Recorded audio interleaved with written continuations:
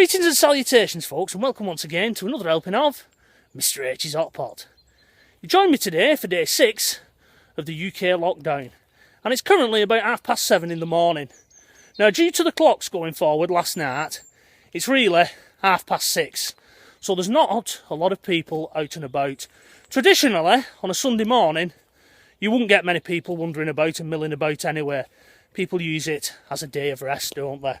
The only people you would normally see on the streets is the odd car, to-ing and fro-ing, people going to work, returning from a shift, things like that, and people staggering home from a night out, from the Saturday night out. That's about all you would see normally on a Sunday. But I haven't seen a soul on the streets. Compare that with yesterday, which was Saturday, at about 11 o'clock when I went out for a family walk with Mrs H, my little son, and the family dog, and it was littered with people. Now, Mrs H wanted to go for a family walk. She had been fed up of being cooped in, and we normally do that anyway, you know, when things are normal, so to speak. So she said, let's go out. We've not been out for a bit as a family. You know, do your vlog whilst we're out if you want. But I chose not to. I just had family time. And we'll take it from there. You know, we'll see how it goes. Now, anybody out there who knows, who has a small child, you will know you can't get a small child ready and get out for 7:30 in the morning. By the time you've fed them, washed them, all that kind of good stuff, you're looking at, 10, 11 o'clock, and we was no different. Unfortunately, it got 10:30 before we'd left the house. So we made our way to a local green spot, for want of a better term. Not here where I am now, because there's a lot of things you encounter on this particular walk. I'll just whip the camera around and show you one there. Things like that make it difficult if you've got a pram. So we made our way to the canal bank. Now, there's a lot of little cinder tracks veering off from the canal bank near to where I live. So our idea was go there, and then we could let little Lucy off the lead. Unfortunately, everybody else had the same idea. So we had to put up with, don't worry, that's not my bones creaking, that's a gate that I'm going through. We had to make our way through other people and people on push bikes. Now, I'm quite surprised at people on push bikes making for canal banks, because it's got to be difficult for someone, and indeed many of them were getting frustrated. You know, they were puffing as I had to get the dog on the lead. Lucy's going in for 9 now, so it takes a little bit to get her on a lead again. You know, she's getting old, bless her. And there was huffing and puffing and things like that, and I thought, why are you here? Why are you on the canal banks and on cinder tracks at this time when you know more walkers are going to be on here trying to do the daily exercise? Wouldn't it make more sense for you to get out and get on the bloody roads where you can enjoy it? Because that's what I'd be doing if I had a bike. I no longer have a push iron. You know, I retired that long ago once I passed my driving test. But if I did still have a push iron, that's what I'd be making for on the roads, because the world is your oyster at this moment in time. So, folks, how are you enjoying your first week under lockdown? And do you think tomorrow we're going to get more draconian measures pushed down to us to try and enforce this lockdown? Because supposedly people are not taking a blind bit of notice, are they? You've got people like myself who are trying to adhere to the rulings, and we're trying our best. You know, we're only coming out once a day, yada yada yada. But you've got some people and they're just not taking a blind bit of notice. So there is talk that these measures are going to toughen up. Now, in France, they really have a strict lockdown measure, as does Italy and Spain, where this COVID-19 is running rampant. And what they're doing over there, if you want to leave the house in France, you need to have written permission, and you need to have a valid reason to be going out. Regarding exercise, you are allowed to go and exercise, but it's only within a kilometre radius of your home address, and then you have to carry ID. So if you're pulled up and asked, they can look at that ID, see your address, and say, hang on, you're too far away from your home, what are you doing here? If you don't carry the ID, then you'll get a fine for that as well. And that's all we keep hearing at present, isn't it? You'll be fined for this, you'll be fined for that. And it's becoming a police state. slowly. People are going along with these measures at present because we think, well, it's for our own good. But the minute it doesn't start making sense and people start feeling repressed, that's when you're going to have the problems. But yeah, there's talk that you'll only be able to do a kilometre around your home. Now, I don't know about you hot potters, but I couldn't actually state, oh, I'm a kilometre away from my home now. Not many of us can. As a little bit of an experiment, after you've watched this video, if you go online, you can go and get an app and it'll put like a grey circle for a kilometre radius around your home address. And I did this just as a little bit of for something to do. And I was surprised and shocked to find how little green spaces there are around my home address. I mean, currently where I am now walking, this would be classed as being outside my allotted sector, my authorised zone. So I would lose this if they bring that in.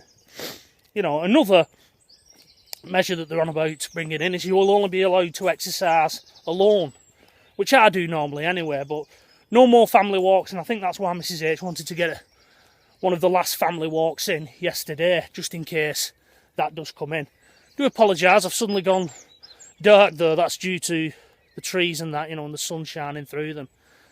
So hot potters, you know, what do you think should those rulings come in? Would that be one step too far, or are they necessary?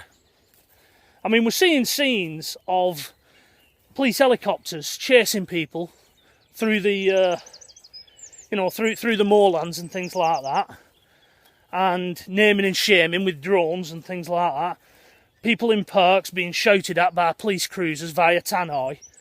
It's not good, it's Orwellian, isn't it? It really is. Now, I know I brought this up and I seem to be going on and on and on about this in these vlogs, but I do not agree with the policy of stopping people going to the countryside, because it is the ultimate form of isolation. And many of those hikers and walkers that the police have been naming and shaming and chasing via bloody drones, you know, as they've been walking along like I'm doing now, you have to question, do those people actually live in that area? They may do. They may normally do that.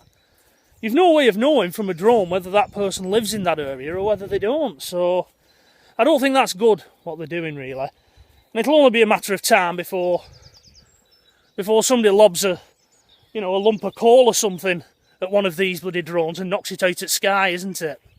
You can see that coming as well. So it really is, it's nice to be out in nature where I currently am. Sorry about swinging the camera about, I don't like it when it goes dark over the screen. And, I mean, I'll just whip the camera around and once again you can see the skies are clear.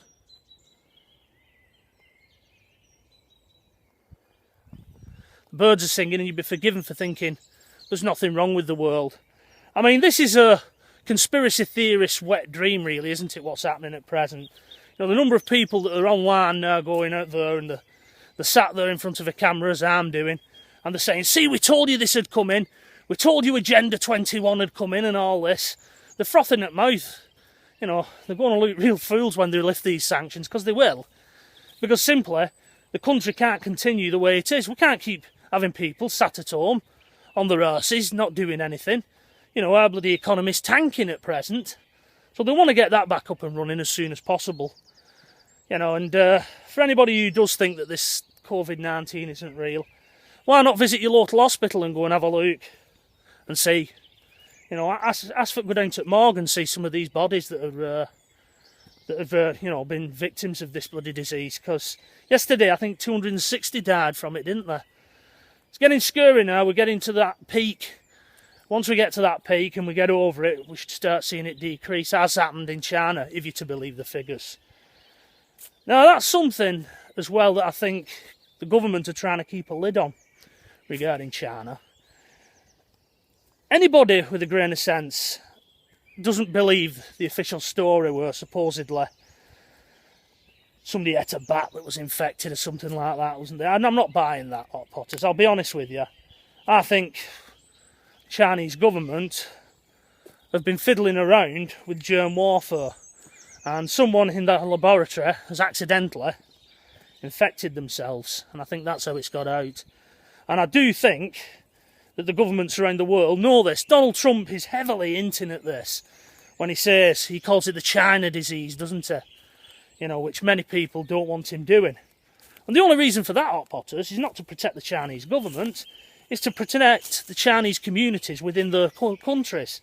Because let's face it, if they come out and said, yeah, it's China's fault, you know, they've been doing something they shouldn't, people would turn on the local Chinese community. You know, we'd be seeing bricks being thrown through bloody takeaways, windows and that, and it's nothing to do with them when all's said and done. You know, they can't be blamed for something that someone else is doing. So I think that's what governments are doing. They're trying to keep a lid on it. And at present, they've got other things to worry about, which is trying to get a grip on this thing. I will say, if it is germ warfare, whoever invented it, it's been bloody effective, hasn't it? It really has. Right then, I'm now in a little wooded area here, you know.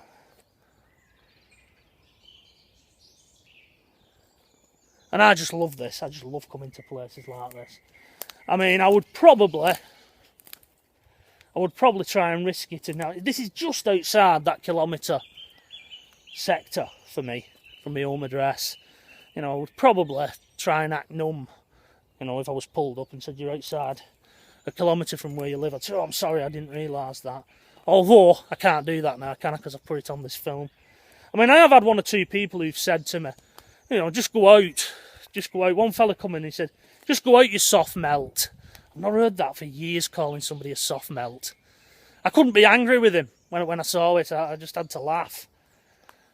And I'm just going to whip the camera around now. A couple of people approaching me here.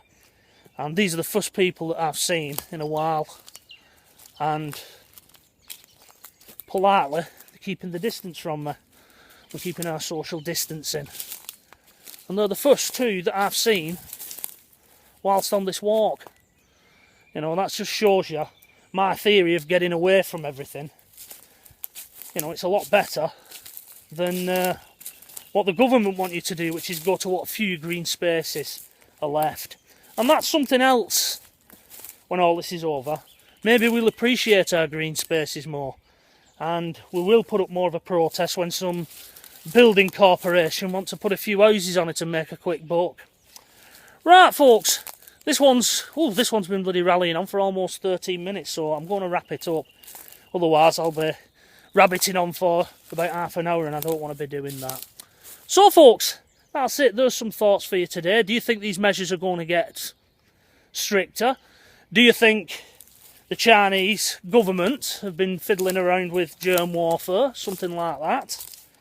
You know, and that's how all this has started. You know, and what do you think the future will hold under this current time that we're living in?